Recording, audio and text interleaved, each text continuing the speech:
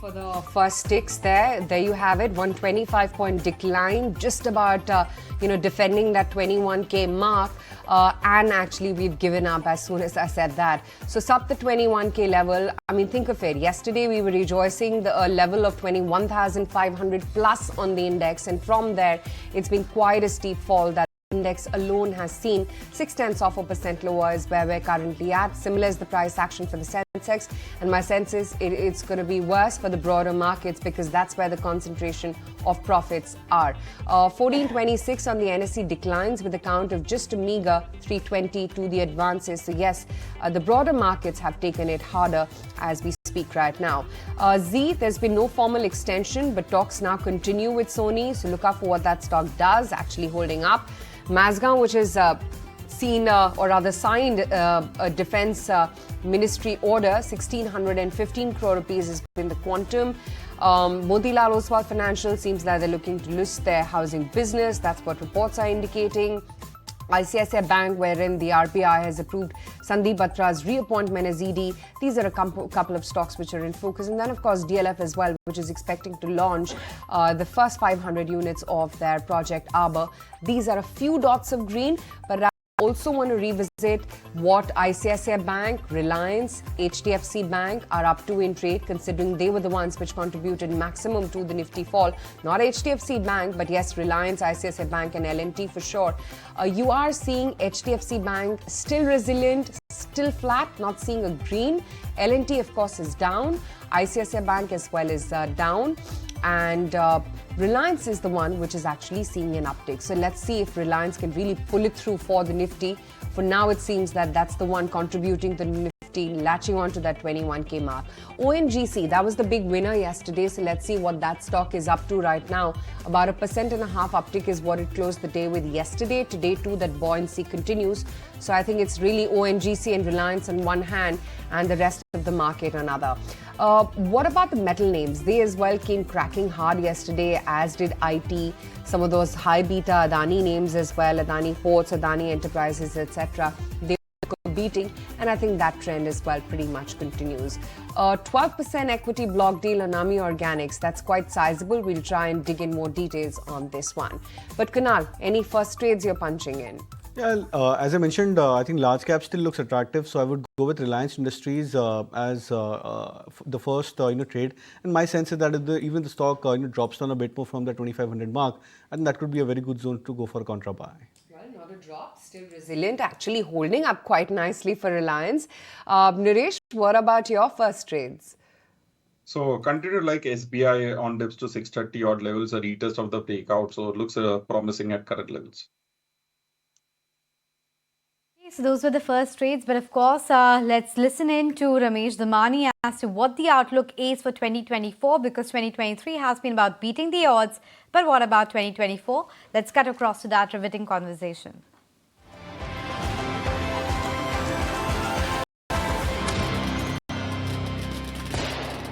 To claim that Indian economy is doing well and Indian markets will continue to do well, I think it's an easy claim now.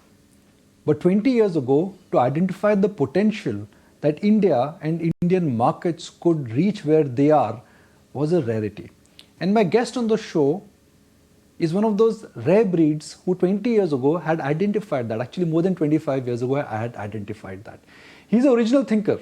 And if there is one interaction everybody really looks forward to, including me, is to understand Ramesh Damani's outlook for the coming year for India. And what is the original thinker thinking in terms of mega trends? I mean, the word mega trends, before it was coined, Ramesh Damani actually started adapting that in terms of identifying IT, content companies, railways. How can we forget that famous call? So I'm really excited to host him on this year special. What a delight to have you, Nitina. Thank you for joining us. Nikunj, it's always a pleasure to be on with you, and thank you so much for the very kind words. And I will say that learn to be bullish in India, I learned from a common friend, Rakesh Jhunjhunwala, and my mentor, R.K. Damani. They're the ones who taught me that India is a growth country. It's so populated and so... the only upside is now, the downside is that there is only upside. So I owe a lot of debt to those two people at least. But to be fair, Ramesh, you've always identified mega trends. And before world started using the word mega trends, you started actually practicing the whole thesis of looking at the big picture and then identifying companies within that. Yeah, absolutely right, Nikunj. I tried to do that. I think we kind of, when I came back in the late 80s to India and the mega trend was cement shares, it was actually morphed by what was called the liberalization trend that was taking place in India. So after that, I realized the big money is made in the big swing, and you need to identify the big swing. So we were very lucky we got the 2000 technology trend right, and then I tried to follow each bull market and try and spot the leadership in this bull market. And I've been at somewhat of a thought process trying to figure out how do I label this bull market that started, how do we label this bull market? And I finally had a, what do you call, eponymous moment which says that the label what I call is the growth of the great Indian middle class. I think that's going to be the great story. There's a new book out which I'd recommend. I haven't read yet, but I've ordered, by Homi Kharas, called The Middle Class. And a lot of my ideas are from there. And he says that it's the middle class that started in England in the 18th, 19th century that is shaping our world today. And he says that out of a population of about 8 billion, 4 to 5 billion are now in the middle class. And the maximum number of middle class are coming from people like India rather than even from places like America. So that's going to be a major trend because the middle class is, someone defined roughly having a PPP, purchasing power parity, of about $12 per day, which is significantly above the poverty level of $2 a day. Which means at that point they can save, they can invest, educate, travel, do a number of things. And what we are seeing perhaps in India is, the beginning of this hockey stick curve. As our per capita has gone over $2,500, the middle class expanded quite handsomely. And they are now demanding action on things from climate change to travel to better education to better living standards. So I think that'll be, as you correctly pointed out, the mega trend that is not only shaping this bull market, but also the society around us. Okay. What is right and wrong in this market? We can argue both ways. What is your assessment? Well, I think there's much to be right in this market. I think the last few days we've seen a significant fall in the market. And I think we've added, if I'm not mistaken, about 13 crore demat accounts in India, a majority which have come in the last 3 years. And all of them have been uniformly optimistic, which is good. But they're getting a lesson to understand, Exhibit A in the market, the difference between what I call risk and volatility. Risk is the choice of permanent loss of capital, which is very dangerous and you don't want to be in that situation. Volatility is what happened yesterday and what happened the day before yesterday, and what will keep on happening in the markets. That market's correct. The next 2,000 points on the Sensex can be up and down. Nobody knows what's going to happen. Maybe an astrologer can say what will happen. But my strong feeling is that the next 20,000 points on the Sensex are higher because of the unfolding demographics, digitization and democracy that's taken root in India. So I feel that there's a lot that's going on right with this market. What is going wrong in the market? Always a bull market like this will lead to excesses, will lead to overstretched valuation, will lead to unnecessary confidence, will lead to perhaps sometimes regulatory changes that are important or regulation changes that are important being pushed aside because the market is doing so well. So we hope those mistakes don't happen. But there's a lot to be thankful and a lot to be looking forward to be optimistic over the next few years than rather be pessimistic. The hallmark this year has been the smaller you've gone, the better the gains have been. From SME to small cap and mid cap and large cap.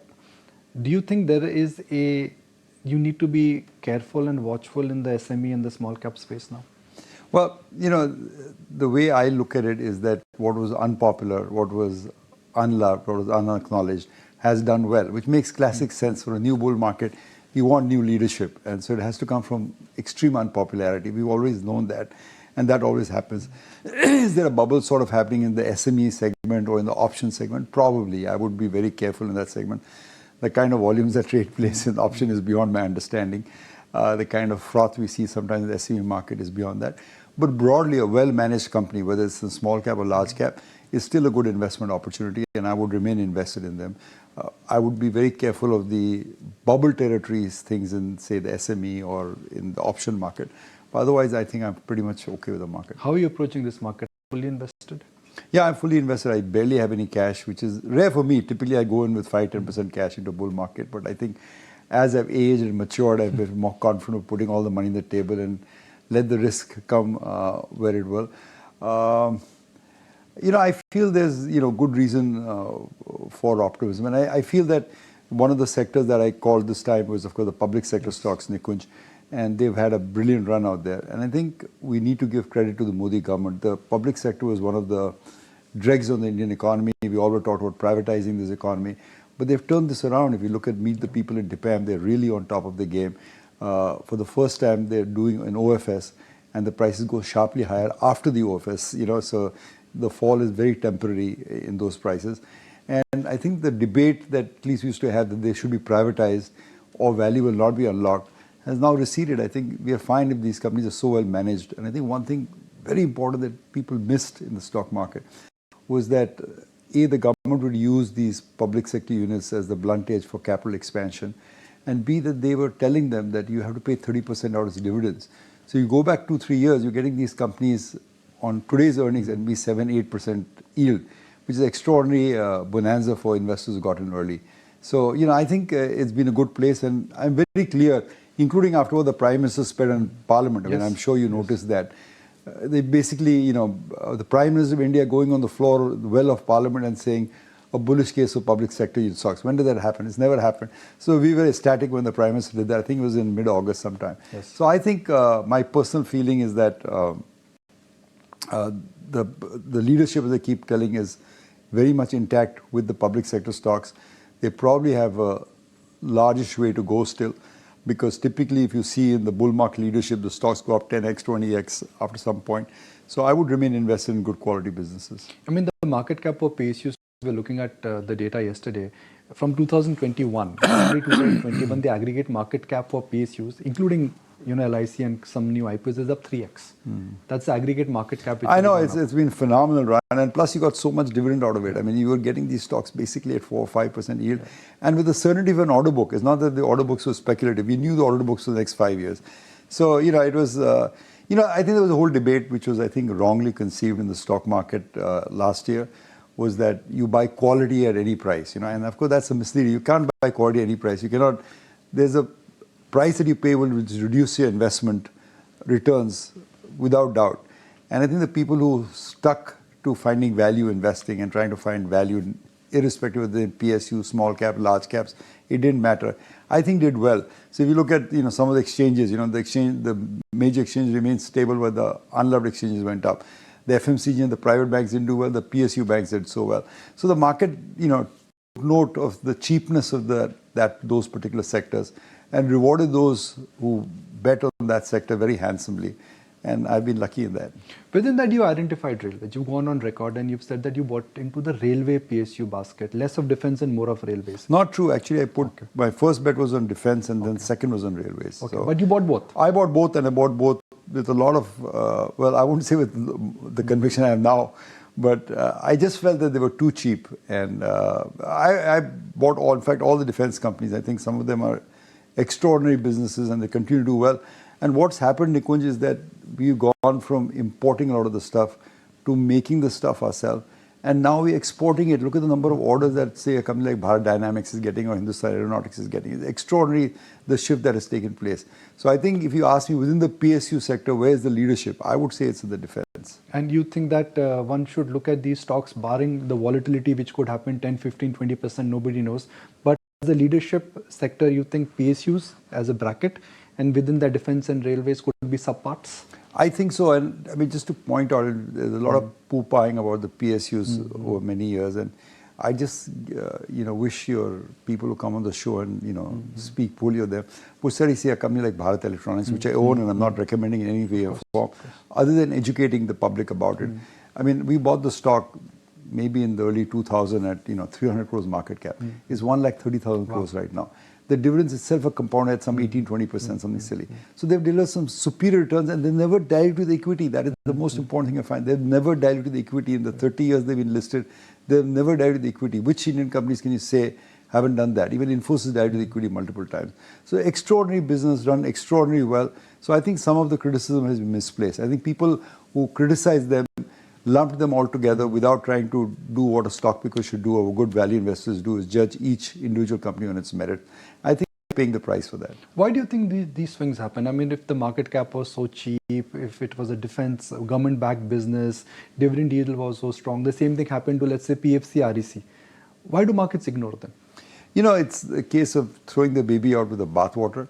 A lot of what is called herd mentality. I think sometime in the mid-2000, the mantra became very popular in the stock market, quality at any price. We want good capital allocation. There's some very well-known, one author I met recently called Pulak Prasad, and I respect him for it. He's done a fabulous job. The book is fantastic, actually. Yeah, book is fantastic from Darwin, what I learned from Darwin. But he made the statement, he said, I'll never invest in the public sector. But then he was honest to say that I want to invest in a MNC also, because both are very poor capital allocators. Even conglomerates. He said, I've never bought Tatas or Birlas. So I appreciate that. At least he had the intellectual honesty to say that I don't want to go to a capital allocator is bad. MNCs will also not do it in your best interest. I really appreciate that. But most people just want to throw the baby out of the bathwater because, you know, we made a lot of money in the first round of the PA. So we were familiar with these companies, we understood valuations out there. And there was a period where we didn't make any money from them. But again, it's come back. So the market has to have the cyclicality and up and down trajectory that goes through. I think people who just said, oh, in 2000 I only invest in tech in India, or people said I only invest in high quality business, pay the price. The market is not a place for the arrogant, it's a place for the humble. So the money in markets, mean reversion is the biggest truism, they always say that. Excesses always get created on the upside, on the downside. Where do you think markets are mispricing growth on the upside, that they're pricing a cherry consensus, and where do you think they're still ignoring the potential of the business or the value of the company? You know, it's a very difficult question. I don't know all that because I'm a stock picker. I try to look bottom. Having said that, my first question is, would I want to remain fully invested? A correction started, maybe it's coming, maybe right on there. I think yes, I do. I mean, you know, I don't see any signs that I normally would see in a top. We do see some signs, the reckless capital expansion, the IPs, the response to public issues, something out there. But for the first time, we're also getting, 3 crore new investors coming in. Every morning the market opens, 1,500 crores is ready, waiting to be invested. So that is a sea change that is happening. So some of the tops that we see in the market in terms of over-leveraged companies or too much debt or, too shaky corporate earnings, I don't see that yet. So I'm willing to tell you that what we are witnessing now is volatility, and that is nature of the market. I think Charlie Mungo recently passed away and was asked the same question. He said, in his lifetime of 40, 50 years of being with Berkshire Hathaway corrected 3 times of 50% each, and it didn't matter a whit to him because he said that's the nature of the market. We can't deal with it. You're not going to make money in life. Okay, so volatility is what comes with the market. Risk is what I said is the chance that I can permanently lose capital, that I buy a business that goes bust. There have been a lot of businesses that go in bust. In India also, on the 2000, the tech boom, I can rattle of names. I don't want to embarrass promoters, but the business is gone lost. So you want to avoid that kind of situation for any time in the portfolio. And that can happen even in a good market, that the stocks can actually go bust. So you don't want to get into that. A lot of people do option trading, which is a zero-sum game. You probably want to scale down on that because it might be easy money, but when you lose, you can lose almost your entire fortune in that. So I would be very careful of that. But there are very good high-quality businesses in India, which I told you, whether it was the public sector stocks, the BPO businesses, the IMEC corridors that we're talking about, which will generate returns and do well for the customers over many, many years to come. And if you are young in India and you're looking at the next 30 years, you need to invest. I mean, someone asked me what is the best time to invest in India. I told them, in my opinion, the best time to invest was July 24th, 1991, which is the day Manmohan Singh gave the budget. The index was 1400. The census was, believe it or not, 1400 out there. And that day the cards were open. We knew that India was going to change and go to a better place. And subsequent events have proved it completely. The next best time to invest is today. I mean, if you haven't invested in India, you've got to start doing it now. I mean, when are you going to do it? And look at it from a period of 5, 10, 20-year periods. Don't look at it from the next 5 days, which, as I said, could be extremely volatile and you could lose a lot of money out there. But if you keep the faith, buy a high-quality business with good cash flows, you're going to come out ahead in this business. Okay, I'll sound very repetitive with this one, but it's important that we just get your views again for the benefit of our viewers. If you weigh prices and risk and the market dynamics, sliver of the market may be expensive, which always is the case, but by and large, you think the market is in a good, if you do a health checkup, the diagnosis of the market, you don't think there is a bubble or there is a mania in the market. One should remain fully invested. Absolutely not. I mean, I'm asking in point blank. Yeah, I mean, point blank, and I know I can be wrong with these kind of things. You don't know, markets are, lived forward but understood backwards. So you do that. But all my predisposition tells me remain invested. Don't get scared by the volatility. And I haven't been for 30 years. I've always remained almost fully invested in Indian markets. So don't get scared with the volatility. The best is yet to come. I think, maybe India can't double in 3 years, maybe double in 4 years' time. But, it's still, the best place for a young Indian to be. I'm not a young Indian anymore. I'm reaching senior citizen level. But for a young Indian, you're 30, 35 years starting out, where are you going to put the money? I mean, you can't put in gold or cryptocurrency. It's a dud's game to do it. It's a mug's game, in my opinion, to do it. You need to put in equity, which generates some returns for you, gives you some dividend, and allows you to build your wealth, just like my generation built the wealth. As I told you in 1991, when we started, the index was 1,500. It's closer to 75,000 now. Look at the journey that's taking place. You made 30, 40x on the index. Imagine if you pick stocks, how well you must have done during that period. So I think, given the sweet spot that India is in terms of its democracy, in terms of its demographics, in terms of digitization that is helping, and the growing middle class in India. There's a growing middle class. Maybe 500 million people will be in the Indian middle class in the next by 2030. Extraordinary development taking place, and we're going to witness what a lot of economists call the J-curve curve. Once India's economy per capita goes over $2,500, $3,000 per cap. And in that, there'll be wide dispersion of people earning 10,000, 15,000. The average is 3,000, but there are a lot of people above that number. And that's going to power growth for a number of years to come. Demographically, as you know, we are the best positioned country in the world. I think China's population is projected to go over the next 30, 50 years, maybe from 1.4 billion to 800 million. That's the kind of demographic disaster Korea, Japan, Italy, China are facing. India's population is still growing and still young. So next 20, 30 years, we don't have a problem. Okay. So I'm just going to borrow the term which you just coined, the middle class bull market or the middle Indian income bull market. What is the best way to participate in that? Because if I look at that aspirational India, which is young and under 25, they will travel more.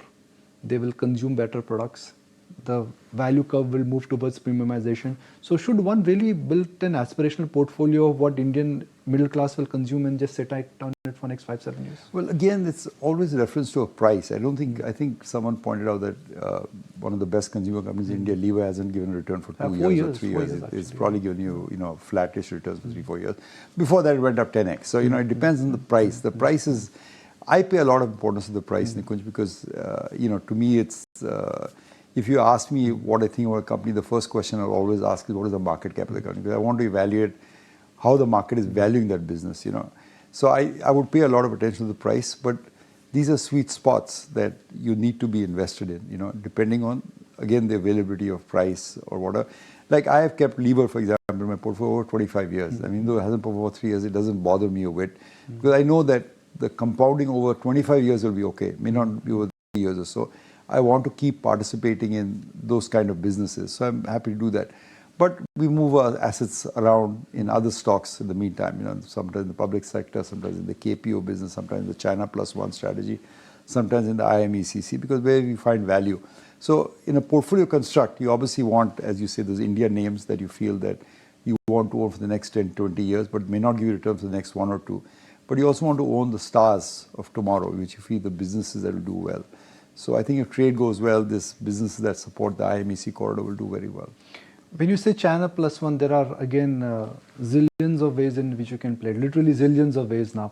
There is EMS, there is chemical manufacturing, even textile as a sector is coming back. What, to your mind, is your best way to bet on China Plus One?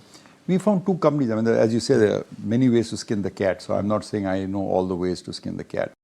But I feel there's a definite movement towards, amazingly enough, I mean, we grew up with China for the first time. Now you're in India and China's going to the background, and China is actually destroying wealth by its fight against entrepreneurs and capitalism, and India is promoting entrepreneurs and capitalism, which is great. We found an auto ancillary company, which in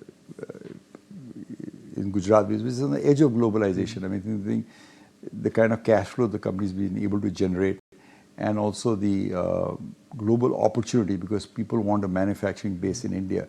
So that opportunity will come over the next 2-3 years. We'll just sit and watch that place. So that seems like a good place out there.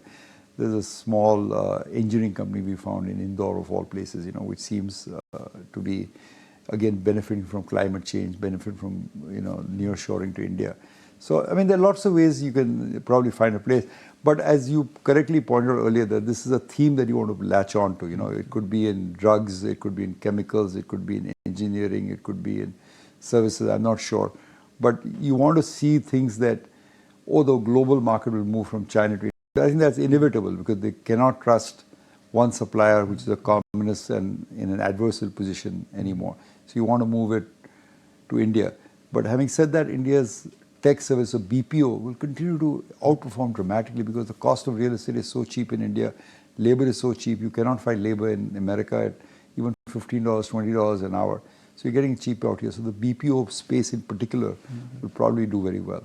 Have you put your mind to what could be the AI disruptive impact on the traditional IT services model? You know, I'm pondering my head around it, Nikunj. It's very hard to grasp what it will be. I mean, if you listen to what Bill Gates say and a few other people say, it is pretty, it's a train coming down you. But I have not been able to fully discount it yet or fully be conversant with what happened to my tech stocks. Will the employment shrink because AI will do the code for these people? Or, you know, will it expand because there will be more need for people to do this? I'm not really sure yet. I have my basic tech investments still in place. I haven't moved them around much. But what the impact of AI is going to be is something that maybe in the next 5-10 years will be clear, is not clear to me right now.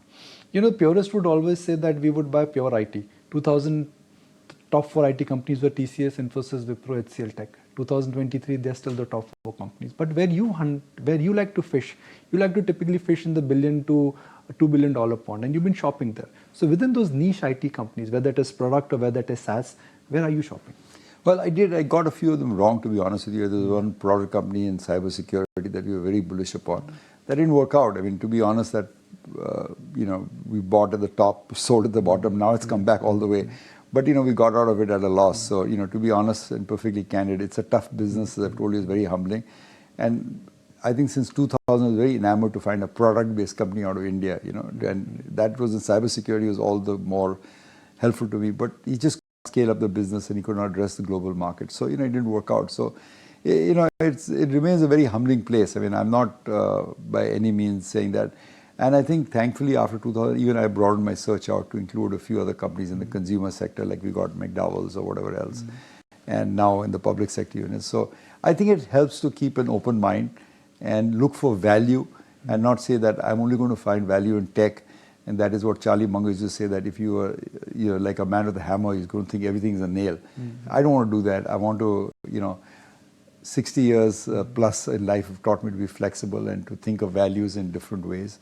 And, you know, hopefully each bull market has matured me and, you know, I'm no longer stuck in the ways I was in 2000. You know, we've always focused on what is a smart investor buying. We never focus on when do they sell and why do they sell.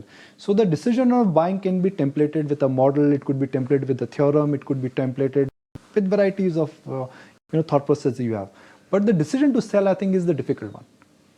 So the decision to sell, how do you arrive at that and what's your process? Well, you know, I've actually also tried to graduate myself over the last 30 years or so. You know, I would start with, you know, all the stupid things that we do in the last year, double your money, sell it, you know, you get half for free and all that is You don't do all that now. I've grown up. I don't do all that. You know, that used to be, you know, self-defeating. Once I had Infosys, I realized the stock cannot go up double, can triple, can go up 10x, 100x, 200x. You know, why would you want to sell it just because it's double? It's a pretty silly idea, and then look for a new business out there. So I learned that very early on in life. I didn't want to do that, and I hold out there. And increasingly in the continuum of learning, I've tried to try to be a clone as much as possible to a Buffett Munger theory that you want to invest in the permanence company. You know, want to invest in businesses that will, you know, last. You know, maybe a few generations. Nothing lasts for more. I mean, the history of business teaches us that in a 300-year continuum, every business goes failure. I mean, Munger often talks about Kodak, you know. Yes. You could go to any emerging market, see a Kodak or a Coke sign, and Kodak is no longer in business. Not that photography has died down. Photography is exploded 100-fold, but Kodak died down on that. So being humble about that businesses don't last beyond that, but maybe can last 30, 50 years out there. So a large part of the portfolio is try to structure out there. But to answer your question more specifically, when do you sell out there? This is what I found, that if you find a superior investment opportunity, you sell. That makes logical sense to me. Whether it's superior or not, that's a very difficult question for you to decide, but that's one thing. But the one thing that I found that works and which I will also try and implement in this bull run, First, all bull markets end badly, because you know that. There's no bull market that's a soft landing and, you know, everything continues out there. Stocks to be down 30, 50, 70% from that peak price whenever that happens out there. So when you think, and there's some signs that come across that a bull market is ending, that's the time you want to get into cash, because you feel they're very extreme. I mean, that happens maybe 3-4 times in your lifetime. But, you know, when it gets that, you don't want to remain invested, because you know the market is going to fall 40, 50%. It happened in 92, it happened in 2008. So there are periods when there are red flags waving at you that this market cannot sustain itself, it's overpriced. At that time, you probably wanted to get cash and sell. Other than that, you just ride it. My answer to people saying that, oh, my stock's down 20%, I didn't sell, I wish I had done. This is what I tell young people to do. I said that you have a 30-year career ahead of you, all right? So don't look at your career in one individual stock could be down 20% or up 15%. I don't know that. But overall, has your portfolio value doubled every 3 years?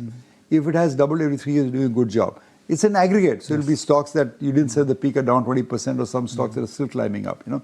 But broadly, given the India's growth rate, inflation rate, that's about 23-24% compounded. The Sensex over long periods give you 16%. You add another couple of points for dividend, you know.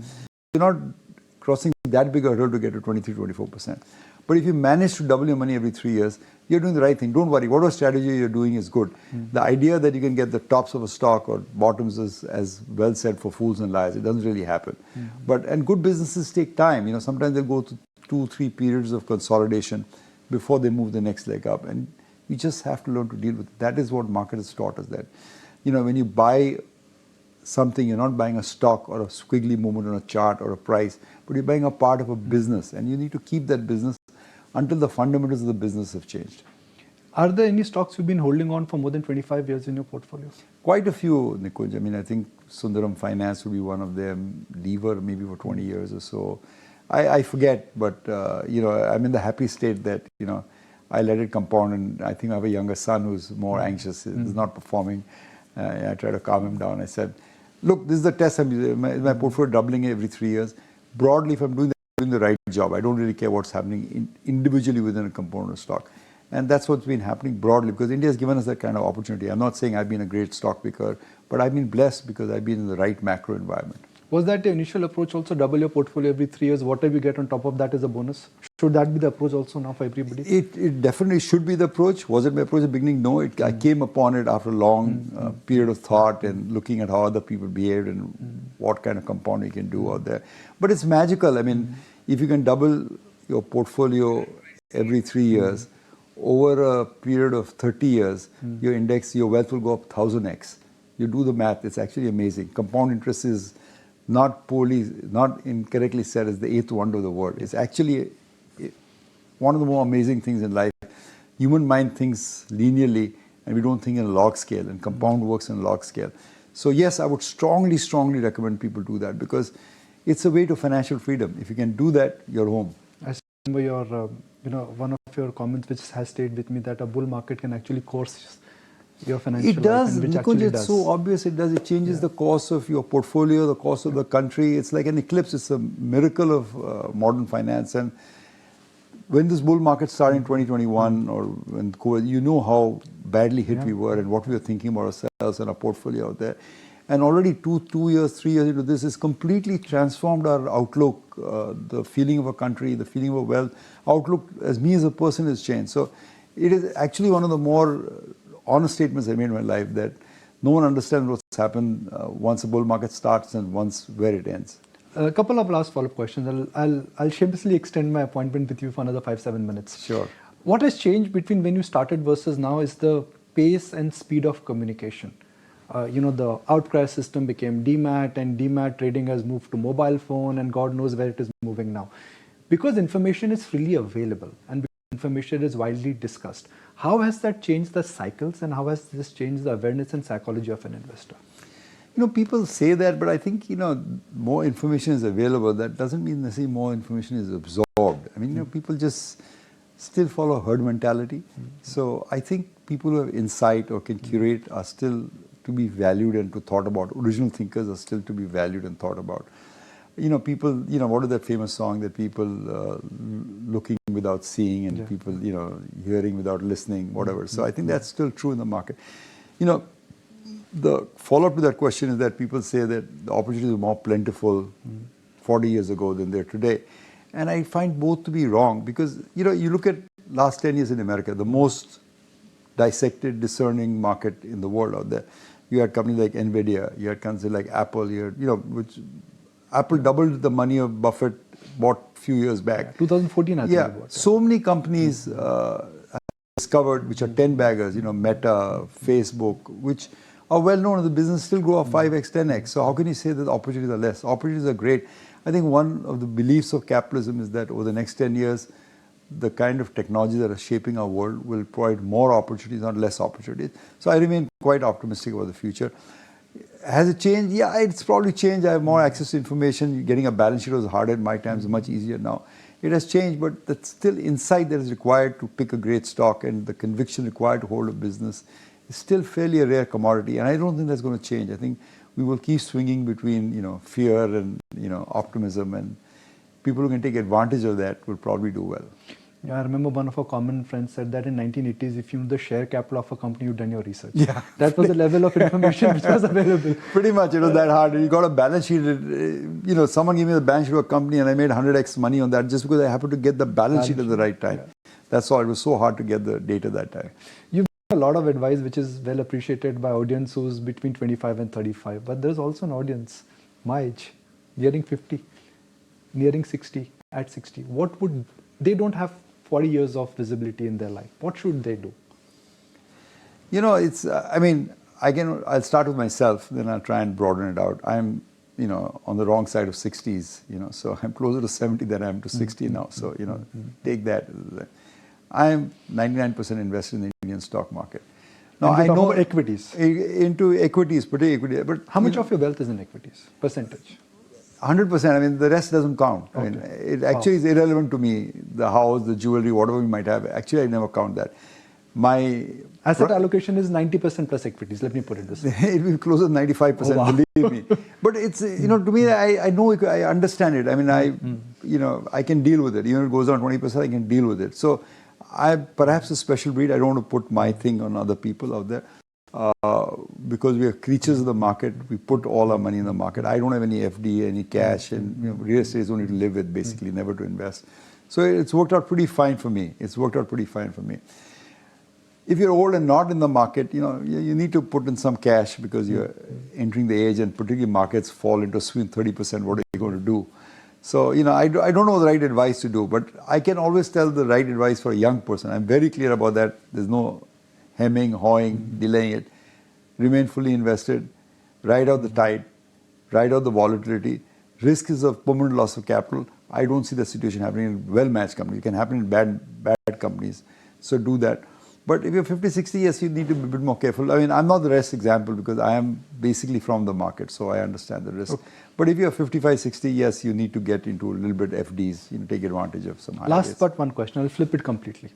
Last time when we spoke, I spoke to you about a father giving advice to his son. We spoke about what advice you've given to your son.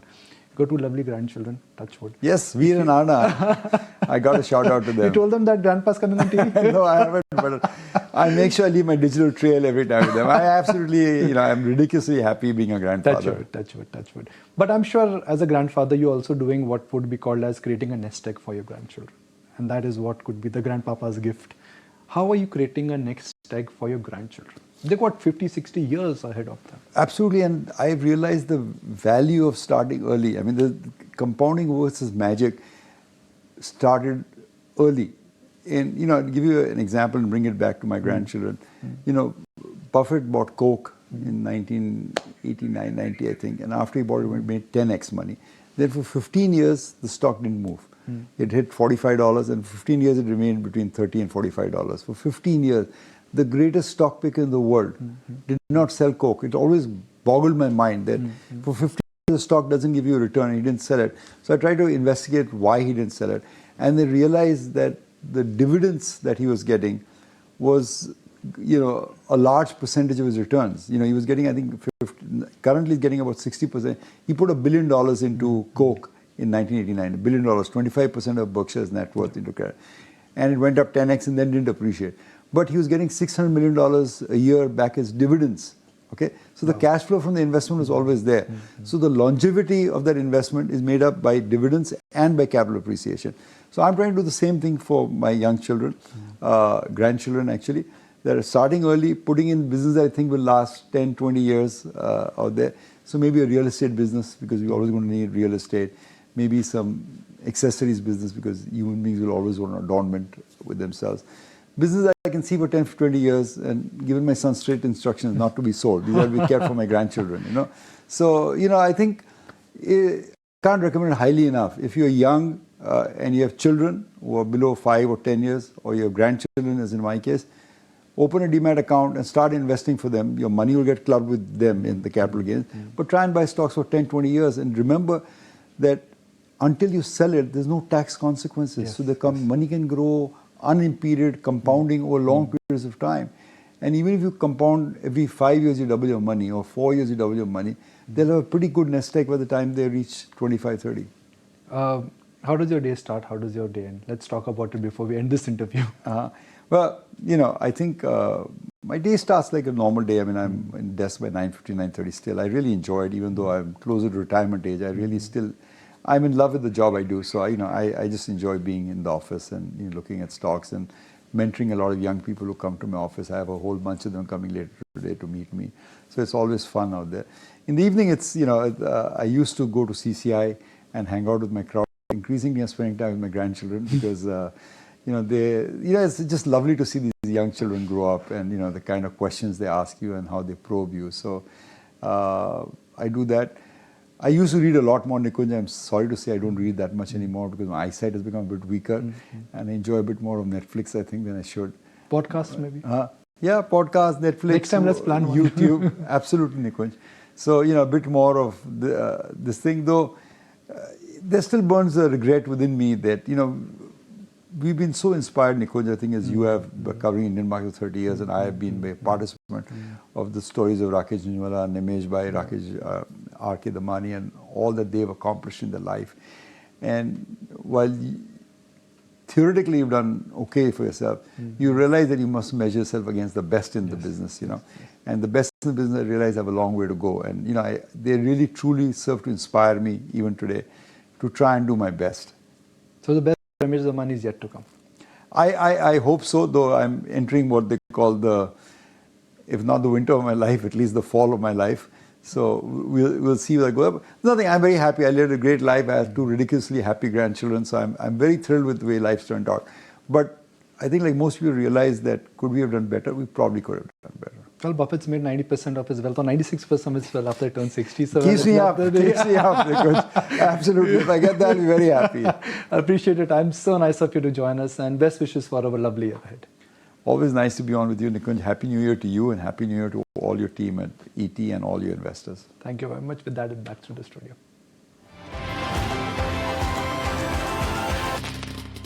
It is the Welcome back. Well, the market has stabilized for now, so it's not that sharp fall that we are witnessing anymore. There's actually been a bit of a recovery from the lowest point. 21,000 has been maintained for now. In terms of individual movers, let's take a look at the listing as well. I think Inox is just going to be listed within the minute. So let's mark that as well before we move forward. But in terms of the other movers, Tega Industries is one stock which is higher by 5%. IRCTC has been doing well, 5% higher for that one. Z Entertainment is the other one which is holding out with a gain of around 4.5%. BML, NLC India. So a lot of these industrials and traditional sectors per se are the ones which are firing away. What's not doing well is IIFL Finance. Yesterday we spoke with the management. They were talking about how the latest AIF norms are not expected to have a big impact on their earnings, and they said principally it's actually positive for the sector, but for now it's not been taken well by the street. So that entire AIF regulation is weighing heavy on that counter. You also have Indian Bank, wherein there was that fresh supply that came into picture on account of the listing of new shares. So it started with a cut of almost 8%. From there it's been recovering, and then Macrotech Developers 2 is down 4% and Prestige is stayed 2. If we can, let's mark the listing of Inox Limited before we move forward, because it's 10 o'clock and Inox was expected to list with a premium of around 70-75%. We should get those details shortly as well. But let's move forward and bring on board Aditya Khemka, the fund manager at InCred PMS. He, of course, watches the pharma space very closely. And given the recent interest that we have seen in the pharma sector, we thought it's a good time to get a status check as to what's happening.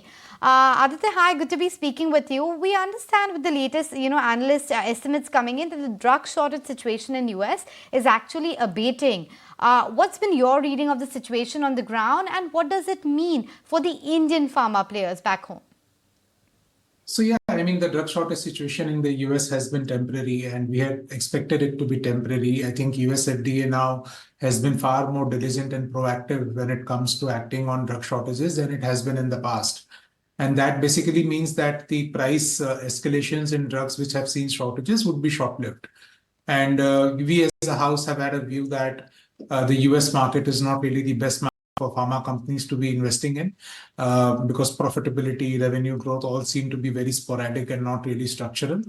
And therefore, we avoid investing in companies that have very large exposure to the US market.